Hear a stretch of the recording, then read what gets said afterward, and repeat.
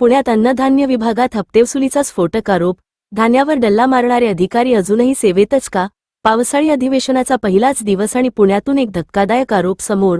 अन्नधान्य वितरण अधिकारी प्रशांत खताळ आणि परिमंडळ अधिकारी अमोल हाडे यांच्यावर थेट हप्तेवसुलीचे आरोप झाले आहेत. राशनिंग दुकानदारानेच लावले गंभीर आरोप.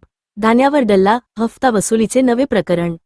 अधिकाऱ्यांचीच सेटिंग कोणासोबत? हेच ते पुणे शहर, जिथे पालकमंत्री अजित पवार आहेत, जिथे अन्न व नागरी पुरवठा मंत्री छगन भुजबळ राज्यकर्ते आहेत. मग यांच्यात शहरात असे हफ्तेखोर अधिकारी खुलेआम का वावरत आहेत? प्रशांत खताळ यांच्यावर याआधीही आनंदाचा शिधा अफरातफरीचा आरोप झाला होता, तरीही त्यांच्यावर कारवाई झाली नाही. उलट त्यांना पाठीशी घातलं गेलं. धान्याचा काळा बाजार आणि अधिकाऱ्यांचे गुपित संबंध. गोरगरिबांच्या ताटात मारणाऱ्या अधिकाऱ्यांना संरक्षण कोणाचं? आता पत्रकारांनी थेट पुणे जिल्हाधिकारी जितेंद्र डुडी यांची भेट घेऊन विचारलं, तर त्यांनी स्पष्ट सांगितलं, विशेष चौकशी अधिकारी नेमणार, दोष आढळल्यास थेट घरी बसवणार. पण हा प्रकार काही पहिल्यांदा नाही. धन्य वाटलं पाहिजे अशा अधिकाऱ्यांकडूनच हप्तेवसुलीचा खेळ. आता अजितदादांनी आणि छगन भुजबळांनी खरंच कारवाई करणार की फक्त आश्वासनं देणार? डेज न्यूज मराठी तुमच्यासोबत सत्याच्या शोधात. थेट मुद्द्यावर डेज न्यूज मराठी प्रतिनिधी अखिल शेख, पुणे. हे असे अधिकारी, भ्रष्ट अधिकारी सेवेत ठेवू नयेत, कारण शासनाचं पण नाव खराब होत आहे आणि लोक पण धान्यापासून वंचित राहतात.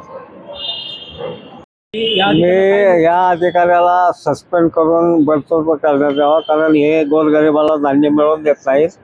हे काळा बाजार करायला दुकानदाराला प्रोत्साहन देतात आणि आम्ही आहे म्हणून तुम्ही काही करा, पण आम्हाला पैसे द्या. तर अशा अधिकाऱ्यांना घरी पाठवावं. त्यांना कुठल्याही सेवेत घेऊ नये, कारण एक गरीब जनतेला कुठलाही फायदा होऊन देणार नाहीत आणि धान्य मिळवून देणार नाही. हे धान्य फक्त गरिबासाठी, हे काय चांगल्या एज्युकेटेड लोकांसाठी नाही. गरीब जनताच उपाशी राहिली तर ह्या अधिकाऱ्याला काय पनिशमेंट काय देणार? त्यांना घरी पाठवायचंच पनिशमेंट पाहिजे. मी माझ्या दुकानात आता 40-45 वर्ष दुकान चालू आहे. मी स्वतः चालवतो आणि माझ्याकडे एक कामगार पण आहे. मी कुठल्याही लोकांना धान्य नाकारत नाही. 100% माझं वाटप असतं. पण मला वरिष्ठ अधिकारी आमच्या खात्याचे मला सारखे दम देतात की तुम्ही आम्हाला काहीतरी पैसे पुरवा. काहीतरी म्हणजे किती द्यायचे? तर ते म्हणले दोघांना मिळून 5-5 असे 10,000 द्यावं लागतं माणसं आहे. म्हणलं कसं मिळणार आहे? शक्य आहे का? 100% माझ्या मशीनमधलं धान्य बाहेर निघतं आहे, मी कुठलं देणार?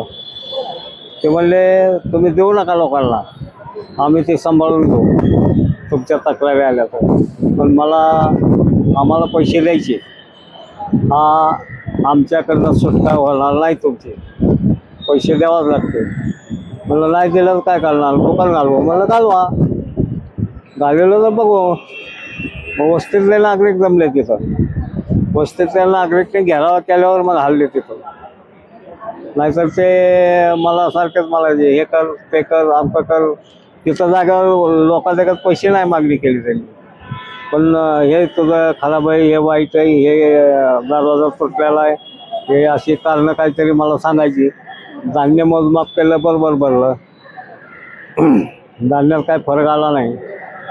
मग पैसे देणार कुठून?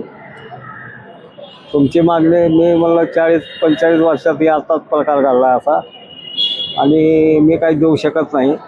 मी दुकानाचा राजीनामा देईन पण पैसे देणार नाही. तुम्हाला पैसे हां जबरदस्ती करायची आहे की आम्ही दुकान घालू. आम्ही म्हणलं घालवा. घालवलं तर हे जे अगोदर ही पहिलीच वेळी. आपल्या दुकानाचं नाव काय?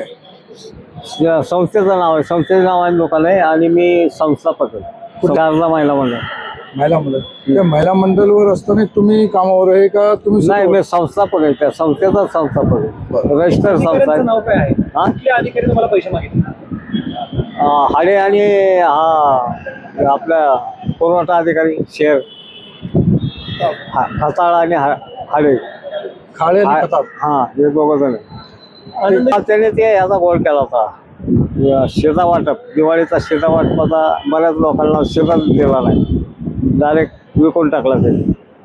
आता आपल्या कोणाची तक्रारी आली होती त्या नाही दुकानामध्ये? नाही मी पैसे देत नाही म्हणून म्हणले तुझे चौकशी करू आम्ही. म्हणलं करा तुम्हाला कधी करायची. आले असे डायरेक्ट. असं आहे का? जिल्हाधिकाऱ्याकडे की मला हे असाच आहे, माझी हॅरेसमेंट होती, तर मला हे पण न्याय मिळावा. तो हाडे आणि खताळ हे दोघं सामील होते. आमच्याच दोन जायचं शिला वाटपाचा प्रकार पण.